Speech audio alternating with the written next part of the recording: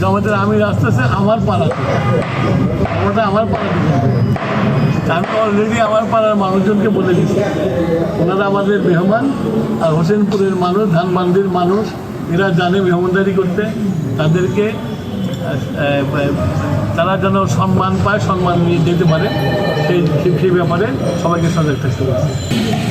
প্রত্যেকটা রেসেই প্রতিযোগী থাকে, তো প্রতিযোগী হিসেবে আসছে, জনগণ সিদ্ধান্ত নেবে কোন প্রতিযোগী তারা গ্রহণ করবে, তাকে নেবে। এখানে কোনো বিশ্লেষণ করার কিছু জায়গা নেই।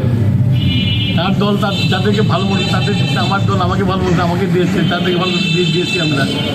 প্রতিযোগিতা হবে, গণতন্ত্রে তাদের ব্যালটের মধ্যে প্রমাণ করবে কাকে তারা চায়, কাকে তারা চায় না। এখানে তার কোনো কিছু বলার নেই। আমার কথা একটাই, হানা ভোট দিয়েছে, হানা ভোট দিয়েছে সরকার, এটা একটা সরকারের। আর আমাকে প্রশ্ন করলে আমি বলবো যে জনগণ সিদ্ধান্ত নেবে, জনগণের মত যাচাই করার জন্যই তো হানা ভোট। জনগণ সিদ্ধান্ত নেবে, হ্যাঁ দিবে না দিবে। আমি এখানে বলার আমার তাতে গোপন, আমি তো গোপন করবো।